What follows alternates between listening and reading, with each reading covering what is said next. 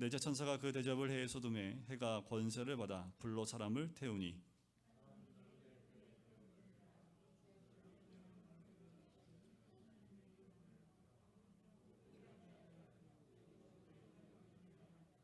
또 다섯째 천사가 그 대접을 짐승의 왕자에 쏟으니 그 나라가 곧 어두워지며 사람들이 아파서 자기 혀를 깨물고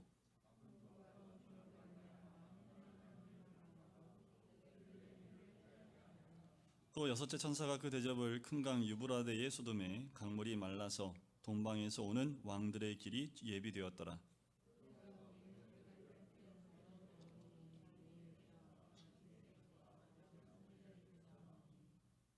그들은 귀신의 영이라 이적을 행하여 온 천하 왕들에게 가서 하나님 곧 전능하신 이의 큰 날에 있을 전쟁을 위하여 그들을 모으더라.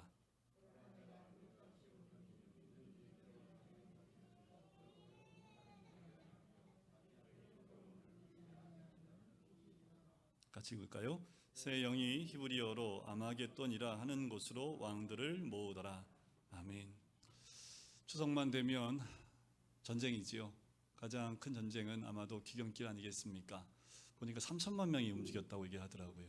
거의 3년 만에 추석 때 부모를 맞이할 수 있고 가족끼리 모일 수 있는, 공식적으로 모여도 괜찮은 이번 추석이었기 때문에 다들 저도 그렇고 저는 서울이었기 때문에 짧게 움직였지만 멀리 가시는 분들은 굉장히 멀리도 움직여 가셨을 겁니다.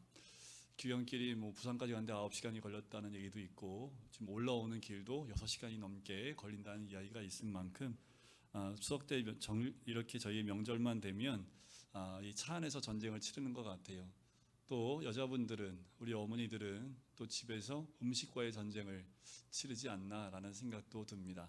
우리는 저마다 있는 곳에서 많은 전쟁을 치르고 있지요. 어떻게 이번에는 전쟁을 좀 승리하셨습니까?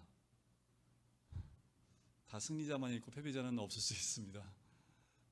그런데 성경에도 보면 많은 전쟁이 있지요. 여러분들, 우리나라에서 대표적인 전쟁이 6.25, 우리가 잊을 수 없지요.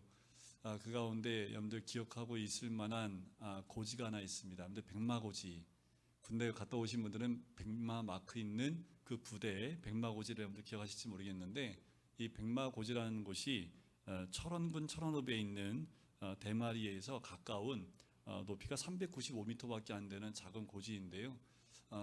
1952년 10월 6일부터 열흘 동안 이곳에 전쟁이 벌어졌는데 총 12번이나 그 고지의 주인이 바뀔 만큼 굉장히 치열한 전쟁이 있었던 장소이기도 합니다. 여기서 죽은 사람만 중공군만 1만 명, 우리군은 3,500여 명이 사망을 했던 곳이 이 백마고지라는 곳입니다. 그만큼 많은 전쟁 물자가 쏟아 부어진 곳이지요. 높이도 얼마 안 되고 또 언덕 같은 곳인데 왜 이렇게 백마고지를 서로 차지하려고 했을까? 그만큼 전략적 요충지이기 때문에 그렇습니다. 그것을 차지했을 때 그 이득이 어마어마하게 컸기 때문에 어떻게 하든 끝까지 그 고지를 점령하기 위해서 노력을 했고, 결국은 백마부대가 그 고지를 탈환하게 되고, 그래서 그 고지를 백마고지라고 하지요. 오늘 이스라엘에도요 이런 고지가 있습니다. 백마고지와 같은 곳이 있는데 그곳이 오늘 16절에 나와 있는 아마겟돈이라는 곳이에요. 이 아마겟돈은 원어로 보면 두 단어가 합쳐져 있는데요, 히브리어로 하르와 성읍 이름을 가지고 있는 무기또라는 두 단어가 합해서 아마겟돈이라는 단어로 불려지게 됩니다. 하르는 산이라는 의미를 가지고 있어요. 근데 무기또 하면 여러분들 우리가 보는 산의 개념이 아닙니다. 높이가 40m에서 60m밖에 안 되는 그냥 언덕 정도밖에 안 돼요. 그런데 이것도 굉장한 전략적 요충지입니다. 북과 남을 또 동과 서로 연결할 때 이곳을 통과하지 않고서는 갈 수 없는 곳이에요. 그래서 이집트가 북쪽으로 진출할 때 꼭 치렀던 전쟁이 이곳에서 있었고, 북쪽에 있는 제국들이 남쪽으로 내려올 때 전쟁에서 꼭 차지하려고 했던 장소가 이 무기또라는 장소입니다. 성경에도 보면 이 무기또를 중심으로 많은 전쟁을 치러져요. 우리가 잘 알고 있는 드보라와 바락의 전투, 기드온의 미디안 족속과의 전투, 사울과 블레셋 족속과의 전투, 더 나아가서 솔로몬은요 이것이 너무 중요한 곳이어서 병거성을 만들어 놓을 정도로 굉장히 요충지입니다. 바로 이것이 우리가 오늘 요한계시에서 보는 아마겟돈입니다. 그러면 이 요충지, 그렇다면 이렇게 생각해 볼까요? 그러면 아마겟돈 전쟁이 그 무기토에서 일어나는 걸까요? 실제로 세대주의자들은 그곳에서 3차 세계대전과 그리고 마지막 전쟁이 거기서 있을 것이다 라고 준비하고 있는 사람들이 꽤 많습니다. 소설이고 영화입니다. 일부 때는 우리 애들이 많아서 뻥입니다 이렇게까지 얘기를 했는데 그렇지 않아요. 지금 이 아마겟돈이라는 그 명칭, 무기토라는 그 명칭은요, 상징성을 가지고 있는 거예요.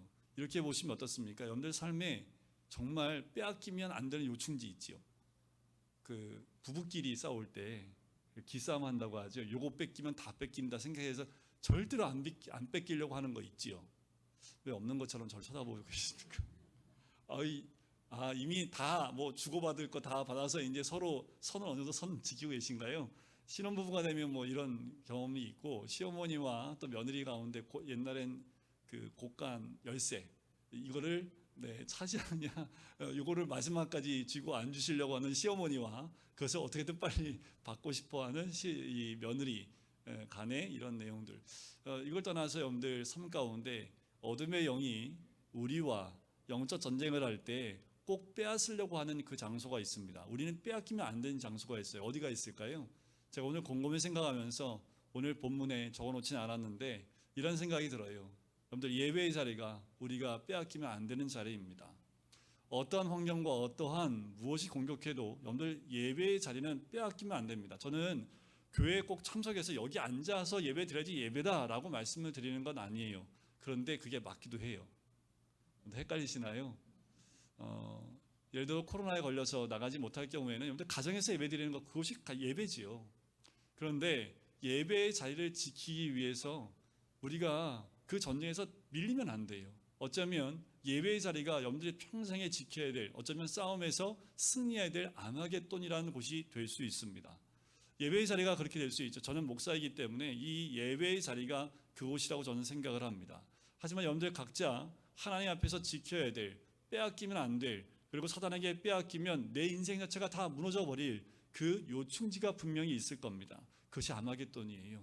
지금도 끊임없이 그 아마겟돈에서 우리를 공격하기 위해서 준비하고 있다는 거지요. 너무나 안타까운 건 뭔지 아세요? 우리는 이미 그 문이 열려 있음에도 불구하고 준비하지 못하고 깨어있지 못하다라는 겁니다. 오늘 본문에서 우리에게 말씀하고 있는 거예요. 깨어있지 않으면 그 전쟁에서 승리할 수 없다라는 겁니다.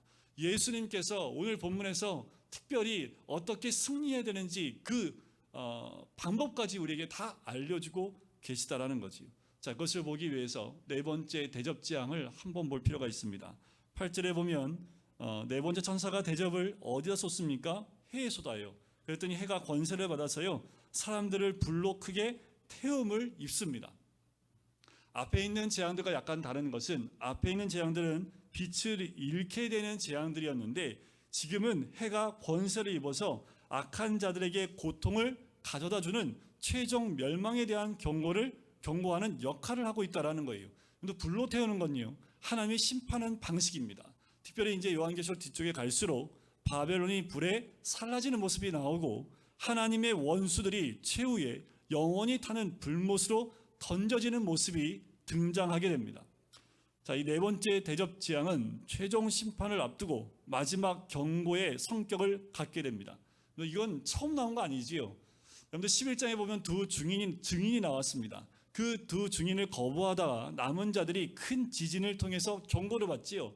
그들이 어떻게 합니까? 하나님을 두려워합니다. 그리고 하나님께 영광을 돌리지요. 근데 오늘 본문은요, 크게 태움을 입은 자들이요, 하나님께 돌아오지 않습니다. 오히려 회개하지 않고요, 하나님의 이름을 비방하고 영광을 돌리지 않아요. 여러분들 넘어지시면 안 됩니다. 우리 삶에 고난이 오고 고통이 와도 하나님께 돌아서지 못할 만큼 마음이 강팍해지시면 안 된다라는 거예요. 비방하는 게 뭡니까? 신성 모독한다는 말입니다. 바다에서 올라온 짐승이 하나님의 이름을 비방할 때 사용했던 단어와 동일한 단어입니다. 이는 하나님이 아닌 다른 대상을 하나님으로 부르며 경배하는 것을 뜻해요. 하나님 대신에 하나님을 다른 대상으로 하나님을 부르고 있다라는 거예요. 이것이 하나님을 비방하는 겁니다. 이것이 바로 하나님을 모독하는 것이다 이야기하는 거지요. 다섯 번째 대접을 짐승의 왕좌에 부어서 10절에 보면 짐승의 제국이 치명적인 타격을 받게 됩니다. 짐승 나라의 심장부인 그 왕자를 바로 타격을 하는 거예요. 그토록 많은 세상의 왕과 백성들이 짐승을 따랐지요. 그 표를 받았어요. 그 짐승의 왕좌가 타격을 받고 흔들립니다. 결과 어떻게 됐습니까? 짐승의 나라가 곧 어두워지고 사람들은 아파서 자기 혀를 깨물어요. 어두워진다라고 얘기합니다. 여러분들, 이 어두워지는 재앙, 여러분들 10가지 이집트, 애굽 재앙 10가지 가운데 9번째 해당하는 재앙이 흑암 재앙입니다. 출애굽기 10장 21절부터 29절에 나오는데 어느 정도의 어둠이냐 하면 손을 뻗쳐서 닿지 않으면 보이지 않습니다. 그냥 어두운 게 아니에요. 여러분들, 그냥 불 꺼서 어둡네, 어두워도 다 보이지요. 그런데 여기에 어둠은 보이지 않아요. 손을 뻗쳐서 닿아야지만 인식할 수 있을 정도의 어둠입니다. 이렇게 표현할 수 있겠지요. 빛의 부재 상태입니다. 빛 자체가 존재하지 않는 상태가 되어버려요. 여러분들, 우리는 왜 복받습니까? 왜 이스라엘 민족은 출애굽 당시에 이 9번째 재앙 가운데 복받은 사람들이에요? 빛이 있었기 때문에 그래요. 그들에게는 여전히 빛이 있습니다. 여러분들, 우리에게 빛이 있습니까? 여러분들이 빛이 있습니까? 세상에 빛이 없어요. 육안으로 보는 빛이 있을지 모르지만 예수 그리스도를 아는 빛이 없으면 그건 어둠이고 암흑입니다. 여러분, 이 빛 가운데서 멀어지지 마십시오. 이 빛 가운데 거하셔야 합니다. 우리가 제일 중요하게 생각해야 될 것은 예수 그리스도의 빛이 내 안에 살아있는지를 보셔야 한다라는 거지요. 칠흑같이 아주 철저히 컴컴한 암흑의 심판이 5째 대접 재앙을 통해서 찾아와요. 어둠으로 세상을 심판하는 것, 구약 성경에는 여호와의 날에 일어날 특징이라고 얘기합니다. 근데 주목할 것은 그냥 어둠만 임한 것이 아니라 그 어둠과 함께 사람들에게 고통이 임한다라는 겁니다. 고통이 어느 정도 고통입니까? 혀를 깨물을 만한 고통이에요. 성경에서 어둠이 고통을 유발할 때는 구원에서 완전히 배제되어서 지옥에 떨어질 때를 얘기할 때 이렇게 얘기합니다. 바깥 어두운 데 쫓겨나 거기서 울며 이를 갈게 될 것이다. 어둠의 고통은 하나님의 임재에서 철저히 배제되어 아무런 하나님의 은총과 은혜가 도달하지 않는 곳, 그것이 바로 어둠과 또 이 재앙이 임하는 곳입니다. 하나님의 은총이 없는 것, 하나님의 은총을 거부하고 받기도 원치 않고 일반적인 은총도 다 차단된 곳, 그것이 바로 어둠이 임한 곳입니다. 놀라운 건요, 혀를 깨물을 그만한 고통임에도 불구하고 하나님께 나오지 않습니다. 회개하는 사람이 한 명도 없다라는 거예요. 도리어 하늘의 하나님을 비방한다는 것이 11절에 나오지요. 이유가 뭘까요? 근데 이 대접재앙 전에는요, 보면 짐승을 경배하는, 그냥 따르는 차원이었다면 이제는요, 맹목적입니다. 아픔이 와도 상관없어요. 그냥 그 우상, 그 짐승을 따라가며 충성하는 존재로 바꿔버렸습니다. 비록 악의 삼위일체가 거짓으로 미혹하는 말과 이적에 속았지만 이제는 거짓을 진리로 붙들어요. 짐승을 경배하며 맹목적으로 충성해요. 그러니까 이런 고통이 와도 고통의 근간이 되어지는 그것을 더 오히려 따르고 있는 그들의 모습을 봅니다. 여러분, 어두우니까 천지가 분간이 안 되지요. 아파서 혀를 깨물을 수밖에 없는 그 고통이 있다 할지라도 짐승의 가치관을 가진 사람은 하나님의 이름을 회방합니다. 어떠한 진리의 말씀, 어떠한 간증을 들어도요, 의심부터 합니다. 그리고 비판으로 가득 차서 하나님 메시지가 들리지 않는 거예요. 그렇게 왕으로 섬기는 짐승의 보좌에 대접재앙이 쏟아 부어지자 하나님을 두려워하기는커녕 하나님을 비방합니다. 여러분, 태풍이 몰려오고 우리에게 사인으로 하나님께서 깨어나기를 원하시는 그 소리에 우리는 깨어날지 모르지만 하나님을 모르는 자들은 하나님을 비방해요. 이제까지 하나님 믿지 않으면서 하나님이 계시면 어떻게 저런 일이 있을 수 있느냐라고 얘기합니다. 말이 안 되지요. 하나님이 인정하지 않으면서 꼭 이런 일만 있으면 하나님을 비방하는 자들이 있다라는 거지요. 지식, 권세, 돈, 자존심이 부여한 부자들은 무슨 일이 와도 심각하지 않아요. 짐승의 가치관을 가진 사람들은 아무리 집에 누가 아프고 어려움이 있어도 별로 심각하지 않아요. 세상 가치관을 가지게 되면 나에게 아무리 착한 사람이 있다 할지라도 도움이 되지 않으면 관심이 없지요. 예수가 없는 사람들의 가치관은 짐승의 가치관입니다. 사울이요, 예배를 목숨 걸고 예배를 드려요. 그런데 목숨 걸고 다윗을 미워해요. 안 맞지요. 정말 예배에 집중을 하는데 다윗을 미워하는데 집중을 합니다. 블레셋과의 싸움에서 결국 죽어요. 근데 성경엔 블레셋 때문에 죽었다는 얘기를 하지 않습니다. 성경에서는 내가 하나님께 묻지 않아서 너를 죽였다라고 말씀을 해요. 사울에게 온 심판, 우리는 고개를 끄덕입니다. 하나님은 정확하게 세상을 심판하시지요. 사울은 너무 열심히 예배를 드렸는데 뭘 안 했을까요? 돌이키지 않았습니다. 다윗은 늘 실수할 때마다 회개합니다. 여러분, 하나님이 나를 정확하게 판단하신다면 여러분, 제가 여기 서 있을 수 있을까요? 오늘 제가 여기 서 있는 것도 하나님의 은혜입니다. 하나님의 은혜 아니면 단 한순간도 살 수 없는 그 사람이 바로 저이고 우리들의 모습이겠지요. 자, 6번째 전사가 대접을 큰 강 유브라데에 쏟습니다. 그런데 이 유브라데는요, 성경적으로 굉장히 중요한 강입니다. 왜냐하면 구약에 보면 아브라함에게 약속하신 땅으로 가나안의 동쪽 경계를 얘기할 때 이 유브라데 강을 얘기해요. 하나님은 아브라함에게 약속하신 언약의 땅 유브라데에 대접을 쏟으세요. 강물을 마르게 하십니다. 동방에 오는 왕들이 쳐들어오는 길이라고 얘기를 해요. 그런데 중요한 건 뭐냐면 강물이 마르는 것 자체가 마귀에게는 심판입니다. 믿는 택한 성도에게는 구원이라는 것을 의미해요. 왜요? 때가 됐습니다. 하나님의 구원의 때가 됐음을 얘기하고 세상의 왕들, 그 세상의 것, 마귀는 심판의 길이 열렸다라는 거지요. 그들은 이 길이 열리는 걸 통해서 하나님, 이 귀신이, 그리고 어둠의 영이, 그 사단이 길을 열어줬기 때문에 가서 승리하자고 외치지만 결국 그것은 심판의 자리일 수밖에 없는 거지요. 하나님께서는 이스라엘이 하나님의 택자로서 이 땅에서 끊임없이 가지를 쳐가야 하므로 주변에 여러 강대국을 그냥 두셨어요. 그 강대국들이 수시로 와서 이스라엘을 치고 가지를 자르게 하셨다라는 거지요. 여러분, 우리 주변에 상상도 못할 강대국이 있습니까? 범죄가 때만 되면 왜 이렇게 와갖고 날 괴롭히는 강대국이 있습니까? 여러분들, 우리를 영적으로 더 성장시키기 위해서 가지치기 위해 준비해 놓은 강대국일 수 있습니다. 그런데요, 정말 중요한 건 뭐냐 하면 유브라데의 그 가치관이 무너지면 그것을 통해서 세상 가치관이 쏟아져 들어올 수 있다는 거예요. 우리가 지켜야 될 것이 있습니다. 쾌락과 사치와 폭력과 음란, 이런 것들이 쏟아져 들어와요. 여러분들, 세상을 보십시오. 음란이 아니라고 얘기를 합니다. 그것도 인격적으로 보호해줘야 되고, 이건 개인적인 부분이기 때문에 우리가 그것에서 타치하면 안 된다고 얘기하고, 교회에서도 그것을 얘기하면 안 된다고 앞으로도 얘기를 합니다. 세상은 음란을 그렇게 열어놓기를 원해요. 여러분들, 이 유브라데가 무너져 버리면 그렇게 우리의 가정이 무너지고 교회가 무너질 수밖에 없는 거지요. 드디어 왕들이 오는 길이 예비되어지게 됩니다. 짐승과 협력하셔 마른 유브라데를 건너 전쟁을 위하여 아마겟돈에 집결을 하지요. 그렇게 집결할 수 있었던 것은 개구리 같은 새 더러운 영이 등장을 하지요. 그 더러운 영은 용과 짐승과 거짓 선지자의 입에서 나와서 역사했기 때문입니다.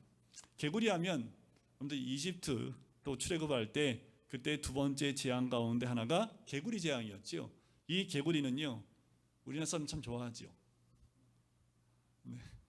과거에는 개구리 뒷다리 먹고 그랬지만 여러분들, 성경적으로나 또 이때 당시의 고대 사상가들을 보면 개구리 하면 특징이 뭐냐 하면 헛된 말이나 의미 없는 수다, 그 울음소리에 비견합니다.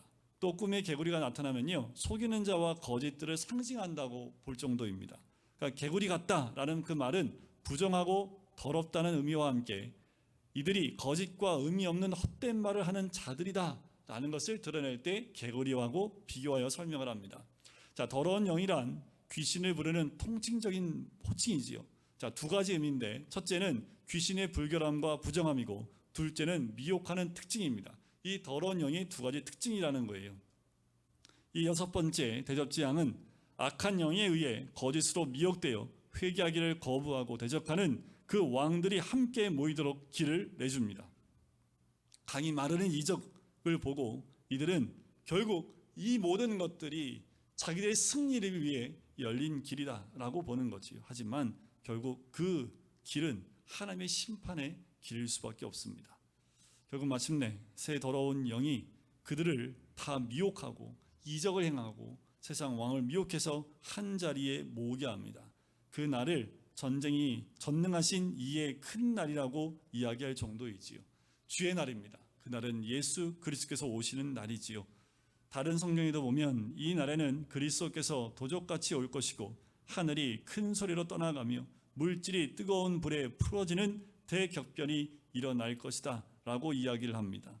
이 전쟁 분위기가 고조될 때에 예수님께서 직접 성도들에게 경고와 권면의 말씀을 하시는 것이 15절 말씀입니다. 우리 15절 말씀은 중요하기 때문에 한번 같이 읽어볼까요? 15절 말씀입니다. 시작. 보라, 내가 도둑같이 오리니.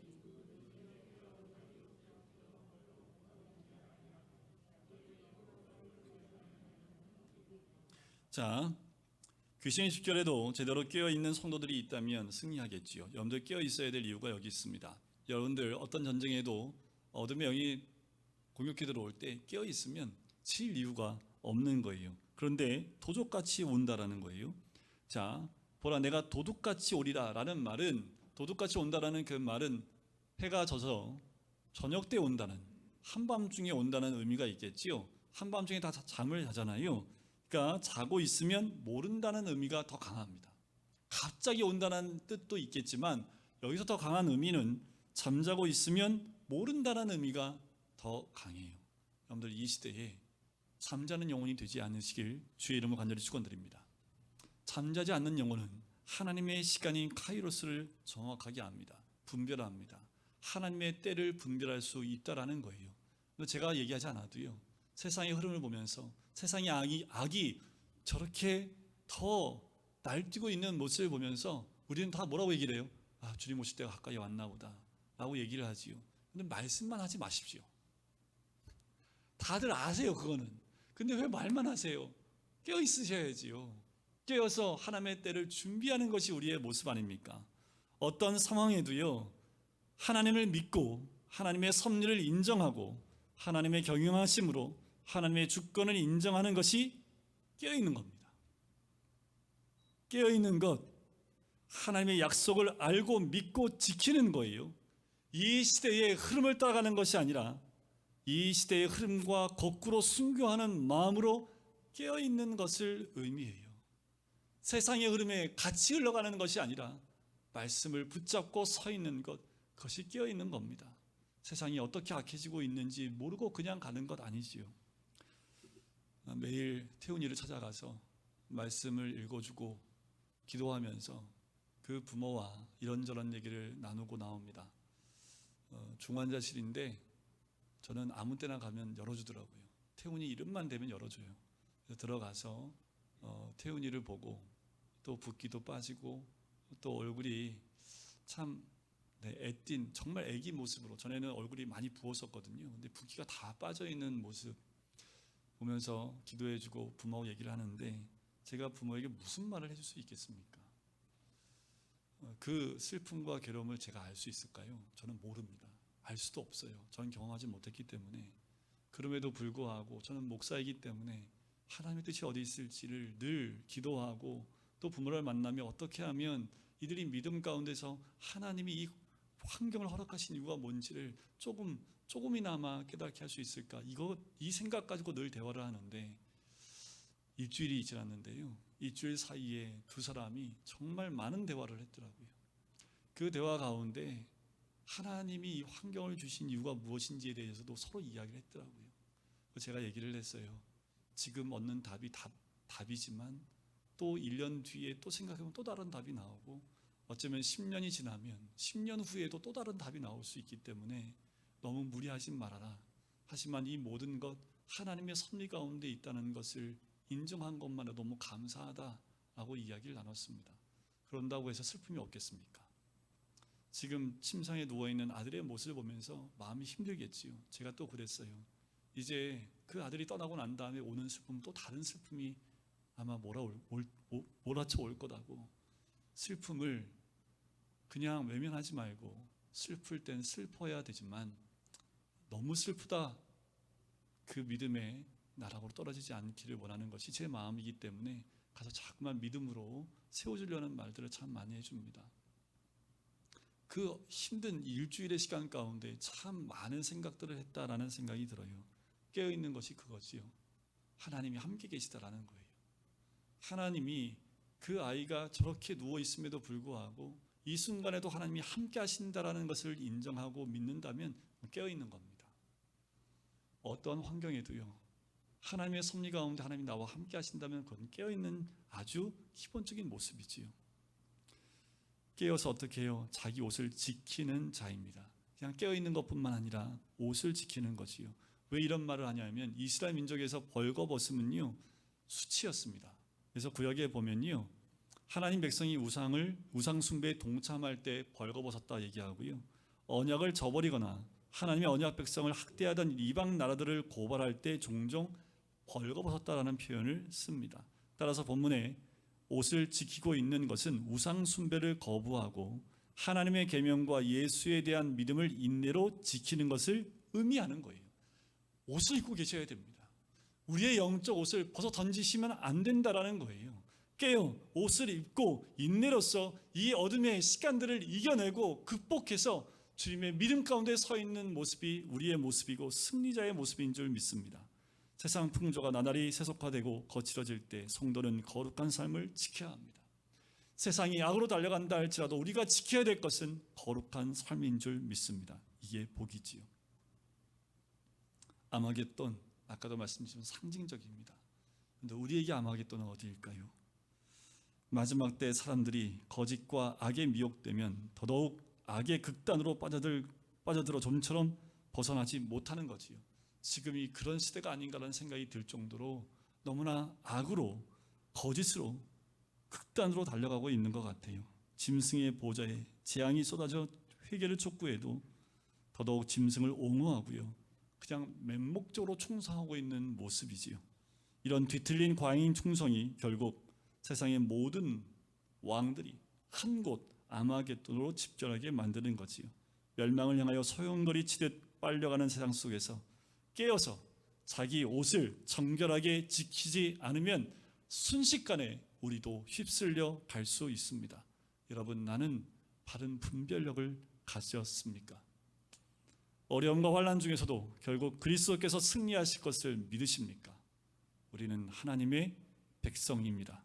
세상의 논리와 거짓 주장에 현혹되지 말고 끝까지 정결한 옷을 지키며 거룩한 열매를 맺어가는 우리 모두는 하나님의 사람, 하나님의 백성인 줄 믿습니다. 하나님의 때가 심히 가까이 왔음에도 불구하고 깨어있지 못하는 모습이 우리의 모습은 아닙니까? 생명처럼 지켜야 될 그 옷을 우리가 벌거벗음으로 벗고 있지는 않습니까? 주님의 때에 깨어서 옷을 입고 이 마지막 때에 이 전쟁을 준비하며 승리하는 주의 백성 되길 간절히 소원합니다. 하나님, 우리가 힘으로 할 수 있습니까? 오직 믿음으로 나아갈 때에 우리를 통하여 주님의 살아계심을 이 땅 가운데 드러내는 것, 그것이 이 땅 가운데 승리하는 삶의 비결인 줄 믿사오니 이 세대를 본받는 자가 아니라 마음을 새롭게 함으로 변화를 받아 우리 모두가 주님 안에서 말씀 안에 살아가는 주의 백성 될 수 있도록 축복하여 주시옵소서. 감사드리며 예수 그리스도의 이름으로 기도드립니다. 아멘. 이제는 예수 그리스도의 은혜와 하나님 아버지의 사랑하심과 성령의 교통하심이 깨어 옷을 입고 주의 영광 가운데 나가기를 소원하는 우리 모든 성도님들 머리 위에, 가정 위에, 사업터 위에, 환우들 머리 위에, 또한 태훈이와 그 가정 위에 이제부터 영원까지 함께 하시기를 간절히 축원하옵나이다. 아멘.